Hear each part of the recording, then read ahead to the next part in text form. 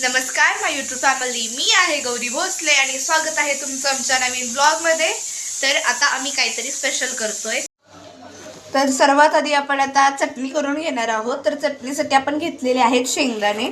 आता त्यामध्ये आपण खोबरं बारीक बारीक चिरून घेतलं होतं ते टाकतोय आणि यानंतर कोथिंबीर आणि आता कोथिंबीर टाकली। आता आपण मिरच्या टाकणार आहोत, चिरून टाकतोय आपण। आणि यानंतर कढीपत्ता थोडासा आणि आपली डाळ हरभऱ्याची भाजकी डाळ आहे तर ही हरभऱ्याची।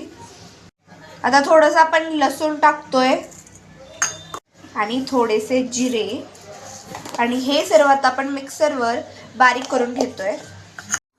तर इथे बघा आता आपण मिक्सरवरून हे वाटून घेतलेलं आहे। आता आपण या चटणीला फोडणी देणार आहोत। सो आता आपण कढईमध्ये तेल ओतलेलं आहे आणि तेल आपण गरम करून घेतलंय थोडंसं नॉर्मल। आणि आता त्यामध्ये आपण मोहरी टाकणार आहोत।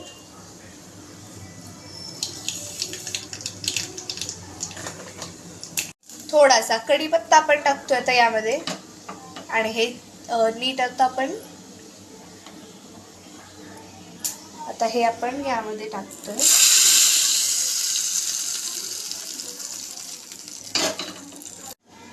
सो आता आपली चटणी तयार आहे आणि तडका टाकल्यावरती तर खूपच छान दिसतेय आणि आय एम शुअर की चवीला पण चांगलीच असणार आहे। तुम्हाला आता नंतर आम्ही सांगूच व्हिडिओत। तर तोपर्यंत तुम्ही आमच्या चॅनलला सबस्क्राईब करा, या व्हिडिओला लाईक करा आणि कमेंट करा। आता आपण यामध्ये मीठ टाकतोय आणि हे मिक्स करून घेतोय। आता बघू शकता तुम्ही किती छान दिसते आपली चटणी। सो आता आपण डबल कढईमध्ये तेल गरम केलंय आणि त्यामध्ये मोहरी टाकलेली आहे आणि जिरे आणि आता आपण तांबडं तिखट टाकलेलं आहे। आता आपण हे पाणी ओतलेलं आहे।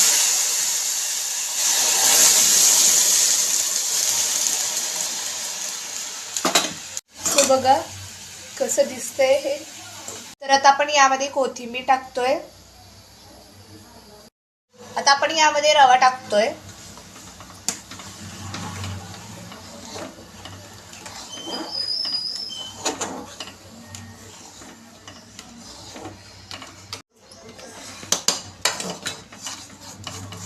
आता हे आपण नीट मिक्स करून घेतोय।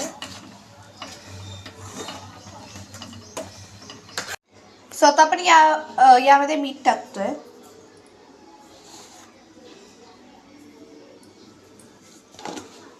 आणि हे आता आपण सर्व मिक्स करून घेणार आहोत एकसारखं।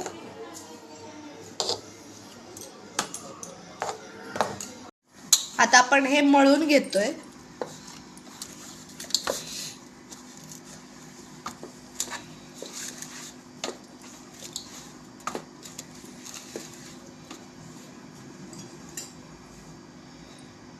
तेल आता घेतोय आपण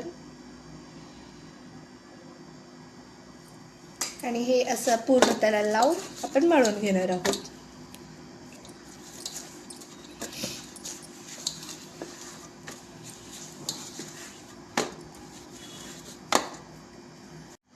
तर इथे बघा आपण गोळा करून घेतला होता आणि असा मध्ये होल आपण केलेला आहे।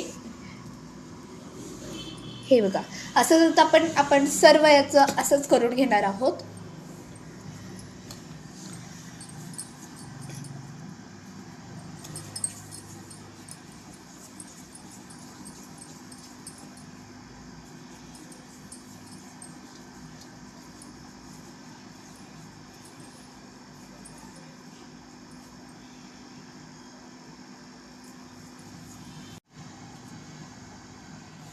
तर हे बघा असं आपण होल करून घेतोय।